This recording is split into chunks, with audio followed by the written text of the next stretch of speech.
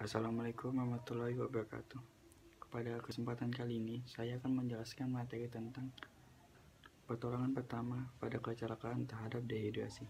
Sebelum itu, perkenalkan, nama saya Bayu dari Prodi Teknik Kimia Universitas Matraman.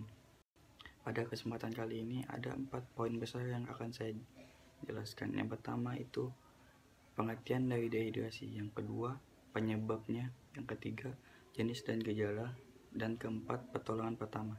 Pertama saya akan menjelaskan apa itu dehidrasi. Dehidrasi adalah kondisi di mana tubuh kekurangan cairan yang disebabkan oleh banyaknya cairan yang keluar dari tubuh atau tubuh tidak mendapatkan asupan cairan yang cukup. Yang kedua ialah penyebab dari dehidrasi. Penyebabnya di sini ada 4 poin. Yang pertama, kurangnya asupan cairan dalam tubuh. Yang kedua, kurangnya olahraga. Yang ketiga, kurangnya asupan makanan. Asupan makanan di sini sangat penting bagi tubuh, terutama sayuran dan buah-buahan yang mengandung banyak air, karena itu dapat membantu mencukupi kebutuhan cairan di dalam tubuh. Dan yang keempat, kondisi alam yang buruk atau cuaca. Cuaca di sini yang saya maksud adalah panas, karena panas yang terjadi secara terus-menerus itu akan menyebabkan banyaknya cairan yang keluar dari tubuh kita. Saya akan masuk dalam jenis dan gejala. Jenis dehidrasi di sini ada 3 macam. Yang pertama, dehidrasi ringan, yang kedua dehidrasi sedang, dan yang ketiga dehidrasi berat. Gejala dari dehidrasi ringan itu ada 3 poin. Yang pertama, defisit cairan kurang dari 5% pada berat tubuh. Yang kedua, penderita merasakan haus. Yang ketiga, denyut nadi lebih dari 90 kali per menit. Dan gejala dari dehidrasi sedang itu ada 4 poin. Poin pertama, defisit cairan antara 5-10% dari berat badan. Yang kedua, nadi lebih 90 kali per menit. Yang ketiga itu nadi lemah. Yang keempat, sangat haus.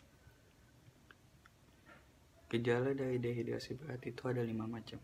Yang pertama, defisit cairan lebih dari 10% dari berat badan. Yang kedua, hipotensi. Yang ketiga, mata cekung. Yang keempat, nadi sangat lemah sampai tak terasa. Yang kelima, kejang-kejang. Poin terakhir yaitu pertolongan pertama pada saat dehidrasi. Itu terdapat 5 cara. Yang pertama, mengganti cairan yang hilang. Mengganti cairan di sini dapat digunakan air putih. Yang kedua, air kelapa. Yang ketiga, kaldu. Yang keempat itu oralit. Oralit di sini dapat kita buat dari air putih, garam, dan gula. Yang kedua itu mengatasi syok. Yang ketiga, mengenali dan mengatasi komplikasi yang ada. Jadi komplikasi di sini itu yang pertama adalah kejang-kejang yang muncul akibat gangguan elektrolit dalam tubuh, terutama natrium dan kalium. Yang kedua itu permasalahan pada ginjal dan saluran kemih, terutama jika dehidrasi yang dialami terjadi berulang kali. Yang ketiga itu cedera akibat suhu tinggi. Suhu tinggi di sini itu dapat tergolong menjadi 2, yaitu tergolong ringan itu contohnya kram, dan gejala beratnya itu kelelahan dan heat stroke.